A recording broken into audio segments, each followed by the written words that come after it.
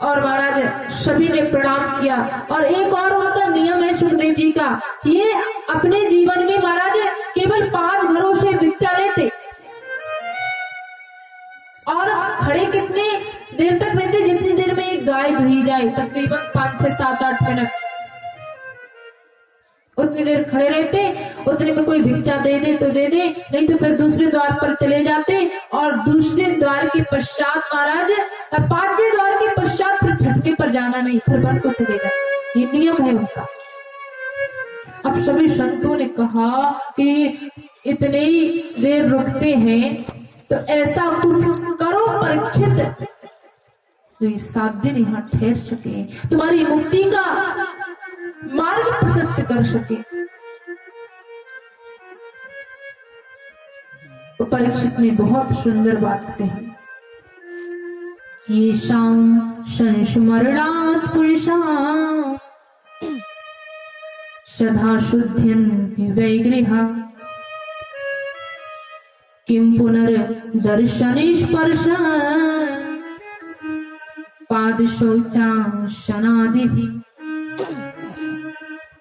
हे प्रभु, आप जैसे महापुरुष का नाम स्मरण भी कर लिया जाए तो सभी ग्रह कलेश शांत हो जाते हैं। फिर किम पुनर्दर्शन स्पर्श पाद शौचासनादि भी, आपके चरण स्पर्श करने का और दर्शन करने का शुभ अवसर प्राप्त हो जाए तो इससे बड़ा सौभाग्य सौभाग्य और क्या हो। हे प्रभु, आप जैसे ऋषियों का समय जो होता है ना, वो बहुत मूल्यवान होता है।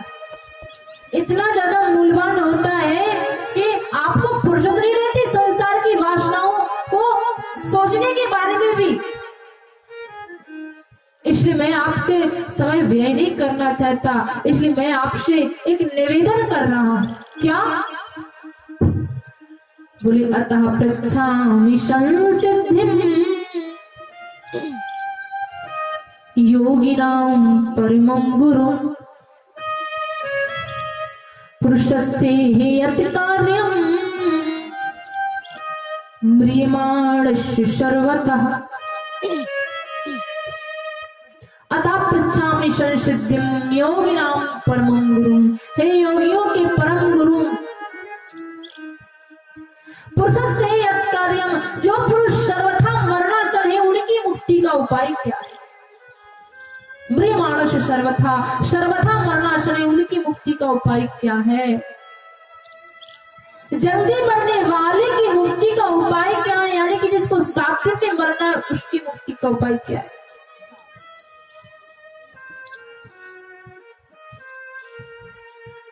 और महाराज सुखदेव जी बड़े प्रसन्न हो जाते। भगवान के जो भक्त होते वो अपने बारे में नहीं सोचते। परीक्षित ने ये नहीं कहा कि मैं मरने वाला हूं, मेरी मुक्ति का उपाय बताओ, नहीं। पुरुषस्य यत् कार्यम, जो पुरुष सर्वथा मरणासन है, म्रियमाणस्य सर्वथा, उनकी मुक्ति का उपाय बताओ। अपने बारे में थोड़ी पूछा कि मरने वाले तो वही थे, लेकिन उन्होंने ये नहीं कहा मैं मरने वाला हूं। अरे जो सबके हित में होगा वही हमारे हित में हो जाएगा। और ये बात मुनि सुखदेव को इतनी अच्छी लगी महाराज कि उन्होंने भगवान की स्तुति भी नहीं गाई और तुरंत बोलना चालू कर दिया। वरना ये नियम होता है ना, तो सुखदेव जी आते हैं तो थोड़ी भगवान भागवत कथा हम प्रारंभ करते हैं तो भगवान की स्तुति वगैरह 2-4 श्लोक होते हैं, फिर कीर्तन होता है। लेकिन सुखदेव जी ने कुछ भी नहीं किया, ना स्तुति ना कीर्तन, तुरंत बोलना प्रारंभ कर दिया। तो वहां पर जितने भी ऋषिगण बैठे सब लोगों ने अपना अपना मेरुदंड सीधा कर लिया। बोले, अरे परीक्षित, आज तुम्हारी वजह से इस महापुरुष के मुख से हमको भी कथा श्रवण करने को मिलेगी। और बोल पड़े मुनि सुखदेव, बरीयानेस्ते प्रश्न कृतो लोक हितम नृप आत्मविद सम्मत पुरुषां श्रोतव्यादस्य परः। राजन, ये प्रश्न तुमने अपने लिए नहीं किया, कृतो लोक हितम नृप, संपूर्ण लोक के कल्याण के लिए किया है। आत्मविद सम्मत पुरुषां श्रोतव्यादस्य परः, आत्मज्ञानी लोग ऐसे प्रश्नों को सुन करके महाराज बड़े प्रसन्न होते हैं, बड़ा सम्मान करते हैं। मैं अवश्य तुम्हें बताऊंगा। लेकिन मेरा ये प्रश्न है, मेरा ये निवेदन है, सिर्फ इतना है महाराज आपसे कि सभी को 7 दिन में ही मरना है। जितने भी बैठे सब 7 दिन में ही मरेंगे।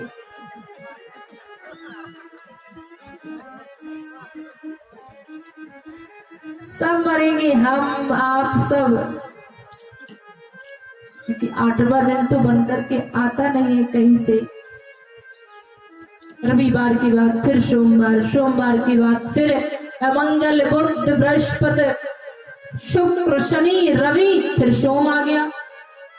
जिसको मरना है वो 7 दिन में ही मरेगा, जिसको जन्म लेना है वो 7 दिन में ही जन्म लेगा। जो भी कर्म करना है वो सब 7 दिन में ही होते हैं, सबको 7 दिन में ही मरना है। 8वां दिन तो बन करके आता नहीं है ना कहीं से। तो मेरा निवेदन तो सिर्फ इतना है राजन कि प्रश्न जीने का नहीं है, प्रश्न मरने का नहीं है। प्रश्न तो ये है कि जितने दिन अपन जीते उतने दिन करते क्या है। 100 वर्ष होते हैं मनुष्य के जीवन के, और 100 वर्ष में 50 वर्ष हम सोते सोते निकाल देते हैं। निद्रया ह्यते नक्तम व्यवाई न चवावया दिवाचार्थे हया राजन कुटुंब भरणे नवः। निद्रया हृदय नक्तम, 50 वर्ष सोते सोते निद्रा में निकाल देते हैं। फिर कितने बजे? बोले 50 बजे। तो 25 वर्ष श्रीमती जी की आज्ञा पालन में निकाल दिए। अपने कभी ससुराल जा रहे हैं, कभी ये कभी वो। बाबा तुलसीदास जी कहते हैं कि ससुराल सुख की साल।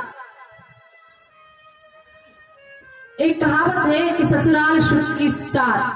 बाबा तुलसीदास जी कहते हैं कि ससुराल प्यारे भई जब से रूप कुटुंब भई तब से। कामी पुरुष को ससुराल जब प्यारी लगने लगती है तो फिर अपने लोग अच्छे नहीं लगते। माँ से ज्यादा सासू माँ का स्नेह अच्छा लगेगा, बहन से ज्यादा सालीजू के साथ में अच्छा लगेगा, भाई से ज्यादा साला प्यारा लगेगा, और महाराज ससुर से ज्यादा पिता से ज्यादा ससुर जी के साथ हाथ बटाने में मन लगेगा। ससुराल सुख की साल। हाँ, आप ससुराल जाओ, बड़ी सेवा होगी, पर 2-4 दिन ही होगी। दिना 2-4 और ज्यादा रुक गए तो फिर सारे जी बोलेंगे चलो चक्की से आटा की बोरी लदवा दो। अब जिनको ससुराल है वही जाने, अब जिनको है नहीं उन्हें क्या पता। तो 2-4 दिन तक खूब सेवा होती है। तो बोले 25 वर्ष इन सब कार्यों में व्यय कर दिए।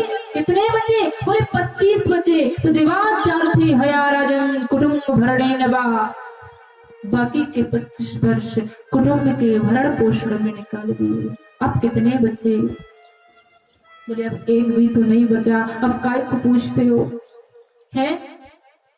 तो मेरा निवेदन तो सिर्फ इतना है राजन कि तस्माद् भारत सर्वात्मा भगवानीश्वरो हरि श्रोतव्यः कीर्तितव्यश्च स्मर्तव्यस्य छताभयम्। जल्दी मरने वाले की मुक्ति का उपाय तो केवल एक है।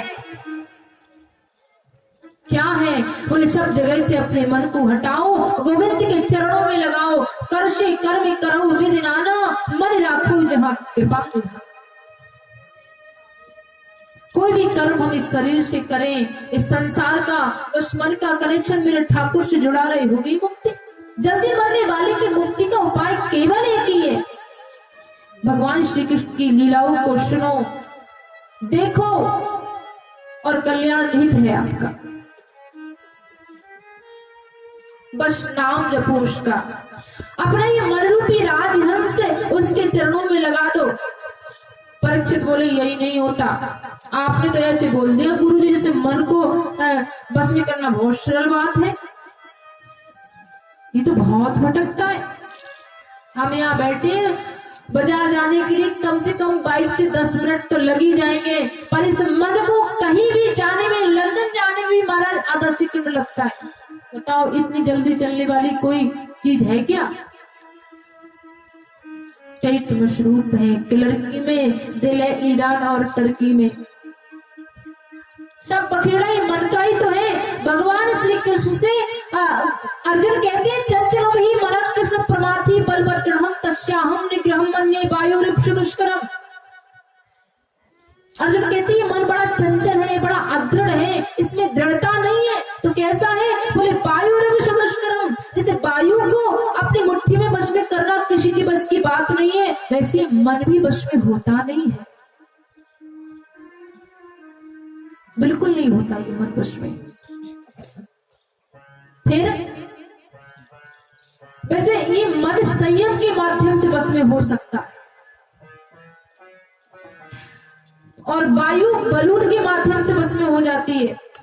लेकिन याद रखना, उस बलून पर छोटी सी मक्खी बैठी कि वायु बिखर जाती है,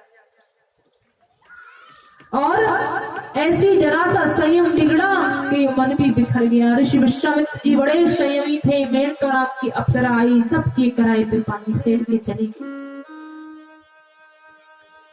इस संसार सागर में तो ऐसे रहो जैसे कीचड़ में कमल रहता है। कीचड़ में खिलने के पश्चात भी कमल पर एक भी कीचड़ की बूंद नहीं होती, एक भी छींटा नहीं होता। इसलिए तो भगवान उसे बहुत प्रेम करते हैं। देवी दुर्गा कमलगटा की माला धारण करती हैं, मां सिद्धेश्वरी हाथों में लेती हैं, भगवान विष्णु के हाथों में रहता है, माता लक्ष्मी उस पर विराजमान रहती है। क्यों? क्योंकि उसके ऊपर कीचड़ का कोई प्रभाव नहीं होता। तो महाराज सुखदेव जी कहते हैं कि मन को बस में करो। परीक्षित बोले यही बस में नहीं होता। मंदिर में गए, पुजारी जी बोले भगवान को मिठाई का भोग लगाओ, लेकर आए थे, मिठाई लगा दी। वो बोले वस्त्रम समर्पयामि, चुनरी चढ़ा दो देवी माँ को। अरे लेकर गए थे, सितारों वाली चढ़ा दी। बोले अब मन चढ़ा दो। बोले वो कैसे चढ़ाए, वो तो हमारी बस में ही नहीं है। गुरुजी ये मन ठाकुर में लगे कैसे, ये बता दो मुझे बस। ये मन